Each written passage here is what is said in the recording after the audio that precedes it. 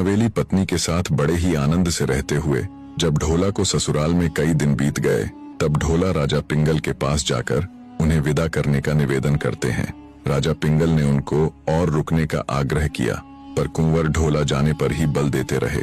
अंततः राजा पिंगल ढोला की बात मान जाते हैं और उनसे उनके जाने की तैयारी आदि करने के लिए 2 दिन का समय और मांगते हैं।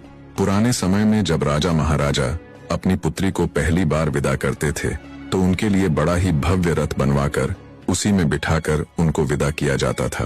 राजा की बात सुन ढोला ने आग्रह किया कि उन्हें किसी प्रकार के रथ की आवश्यकता नहीं है, वे राजकुमारी मारू के साथ ऊंट पर ही नरवरगढ़ चले जाएंगे।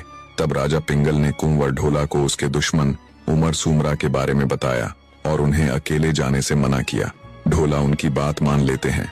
अगले दिन राजा पिंगल और रानी उमादे बड़े ही सम्मान के साथ धन आदि देकर अपनी बेटी मारू को कुंवर ढोला के साथ विदा कर देते हैं। राजकुंवर ढोला मारू को अपने साथ ऊंट पर बिठा नरवरगढ़ की ओर चल पड़ता है।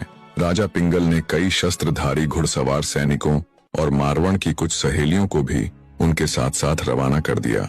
दूसरी ओर जब उमर सुमरा को यह खबर मिली कि ढोला अपनी पत्नी मारू के साथ पुंगल से निकल चुका है, तो उसने पूरी तैयारी कर ली। उसका इरादा था कि ढोला को मारकर उसकी पत्नी मारू को छीन लेंगे। दूसरी तरफ ढोला मारू के ऊंट की तेज गति के कारण राजा पिंगल द्वारा भेजे गए शस्त्रधारी सैनिक काफी पीछे छूट गए थे। इधर ढोला और मारू बड़ी तेज गति के साथ आगे बढ़ रहे थे। रास्ते में ढोला ने मारू से पूछा कि वो कैसे इतने दिन उसके बिना रही। मारू ने बताया कि उसने बड़ी ही मुश्किल से उन दिनों को सिर्फ और सिर्फ आपके आने की उम्मीद में काटा है। बातों बातों में वे उस स्थान पर पहुंच गए जहां उमर सुमारा ने बीच रास्ते अपने सैनिकों के साथ उनका रास्ता अवरुद्ध किया हुआ था।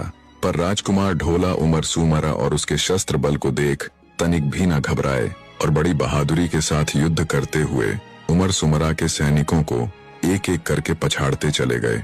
जिस समय ढोला उन सैनिकों के साथ युद्ध कर रहे थे, तब एक सैनिक ढोला मारू के ऊंट के पैर बांधने लगा। ढोला को वो दिखा तो उसने तुरंत तलवार से उसे घायल कर दिया, पर तब तक वो ऊंट का एक पैर बांध चुका था। ढोला उनके साथ लड़े जा रहे थे और सैनिक आते जा रहे थे। तब मारू ने ढोला को कहा कि हम ऐसे इनसे कभी नहीं जीत पाएंगे, हम अकेले हैं और ये सैकड़ों, बुद्धिमानी इसी में है कि कैसे भी करके यहाँ से निकला जाए। ढोला को भी राजकुमारी की बात उचित जान पड़ी। उसने तेजी के साथ अपने ऊंट को ललकारते हुए उसे हाँका। ढोला के हाँकते ही एक पैर से बंधा होने के कारण भी ऊंट तेजी से दौड़ने लगा और उमर सुमरा के सभी सैनिकों को उसने पीछे छोड़ दिया। अंतिम भाग के लिए बने रहे।